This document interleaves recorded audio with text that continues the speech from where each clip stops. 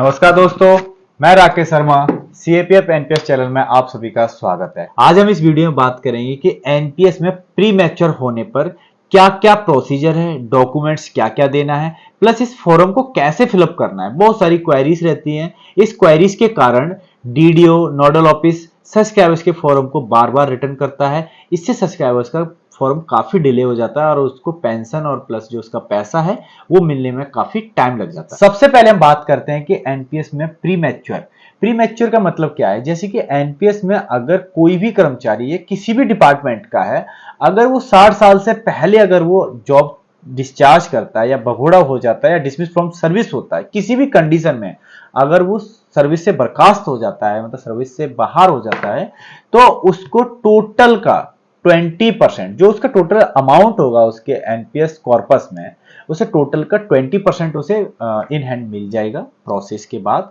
उसके बाद जो 80% है, इसके बारे में हमें जानना बहुत जरूरी है, उसकी हमें पेंशन मिलेगी। इसमें एक छोटा सा पॉइंट और बताता हूं कि अगर उस कर्मचारी का 2.5 लाख से कम है, मतलब 2.5 लाख से अगर 1 रुपए भी कम है, तो उसको वो 100% मिल जाएगा, पूरा विड्रॉल हो जाएगा टोटल रुपए। अगर वो 2.5 लाख से 1 रुपए भी ज्यादा हो गया तो उस पर कंडीशन लागू हो जाती है 20 और 80 की। तो अब हमें इसके बारे में जानना बहुत जरूरी है कि 2080 होता क्या है, क्या मिलेगा। देखिए, आप सबसे पहले हम बात करते हैं कि जो टोटल अमाउंट होगा उसका 20% सब्सक्राइबर्स को मिल जाएगा उसके प्रोसेस के बाद, और 80% है वो पेंशन परचेज करनी है। वो किस टाइप से करनी है, तो उसके लिए सबसे पहले मैं आपको फॉर्म का नाम बताता हूं जो कि आपको स्क्रीन पर दिखाई दे रहा है। इस फॉर्म का नाम है प्री मैच्योर एग्जिट।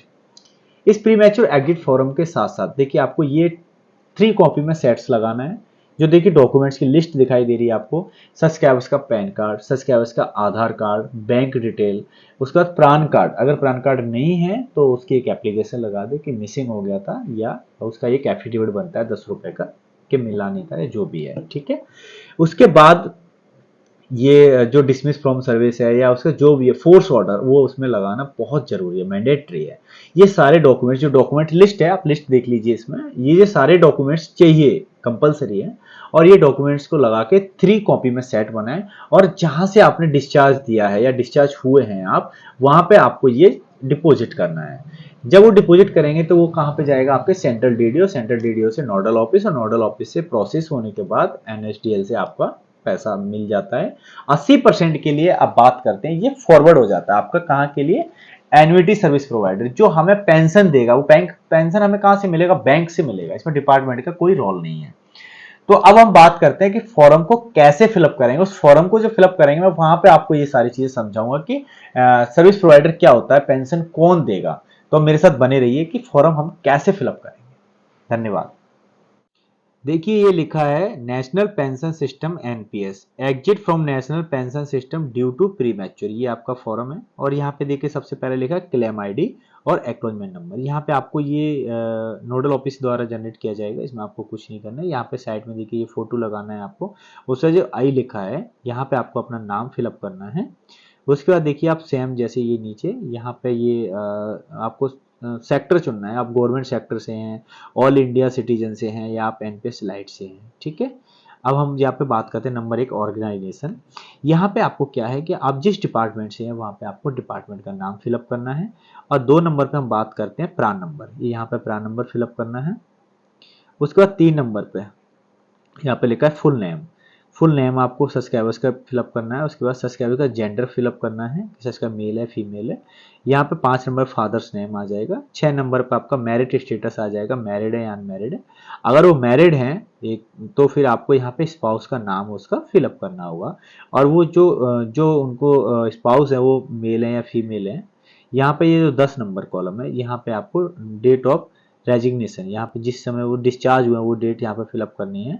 उसके बाद नीचे date of birth PAN card के अकॉर्डिंग जो लिखा है। उसके बाद आधार नंबर, यहाँ पे पैन कार्ड नंबर ये 13 नंबर पे, और केवाईसी नंबर तो कुछ नहीं है। इसके बाद यहाँ पे ये जो 15, 16, 17 ये यहाँ पे आपको नो नो फिलअप कर देना है, ठीक है। इसके बाद 18 नंबर पे आपका आ गया कॉन्टैक्ट डिटेल। कॉन्टैक्ट डिटेल में आप सही से नंबर दें जिस पे कॉन्टैक्ट कर सके, क्योंकि बहुत सारी क्वेरीज होती हैं। यहाँ पे ये मोबाइल नंबर हो गया, अल्टरनेटिव कोई एक नंबर जरूर दें, कई बार आप नहीं उठा पाते हैं। उसके बाद ईमेल आईडी हो गया। ये यहाँ पे 19 नंबर पे आ गया subscribers full address. With pin code के, क्योंकि आपको काफ़ी सारे पत्राचार करने होंगे आपके लिए, तो इसलिए यहाँ पे फुल एड्रेस पिन कोड सहित आपको सही से मेंशन करें। उसके बाद सेक्शन बी आ गया, यहाँ पे आ गया सब्सक्राइबर्स की बैंक डिटेल। तो सब्सक्राइबर के 20 नंबर पे आपको अकाउंट नंबर हो गया, बैंक नेम हो गया, यहाँ पे एड्रेस हो गया, और 23 नंबर पे आईएफएससी कोड हो गया। अब आ गया section C, subscribers withdrawal detail. देखिए विड्रॉल डिटेल में यहाँ पे आपको ये यहाँ पे ये नो नो कर देना है, ठीक है। उसके बाद यहाँ पे आ गया, अब ये लिखा है जो मेन जो आपका सेक्टर है, आपको टोटल का 20% यहाँ 20 भर देना है, और यहाँ पे 80 भर देना है, और यहाँ पे 100 कर देना है, ठीक है। अब ये आती है सेक्शन डी, सब्सक्राइबर से एन्युटी डिटेल। अब एन्युटी डिटेल में देखिए जैसे बैंक नेम्स जो लिखे हुए हैं इनको एन्युटी बोलते हैं हम, एएसपी। तो एएसपी हमें खुद से चॉइस करना होता है कि हमें किस बैंक से सर्विस लेनी है पेंशन की।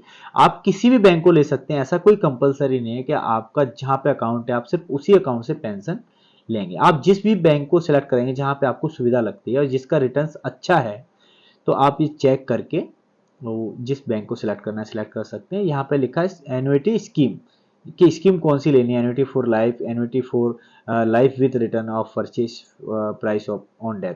तो इस पर मैंने एक वीडियो बना रखी है, वो वीडियोस देखेंगे कि आपको कौन सा सिलेक्ट करना है, इसका क्या क्या बेनिफिट्स है, तो वहाँ पे आपको पेंशन स्कीम के बारे में पता लग जाएगा। उसके बाद ये लिखा है कि सिलेक्ट एन्युटी फ्रीक्वेंसी, आपको मंथली लेनी है या क्वार्टरली या हाफ ईयरली एनुअली। यहाँ पे डेट ऑफ फिलअप करनी है।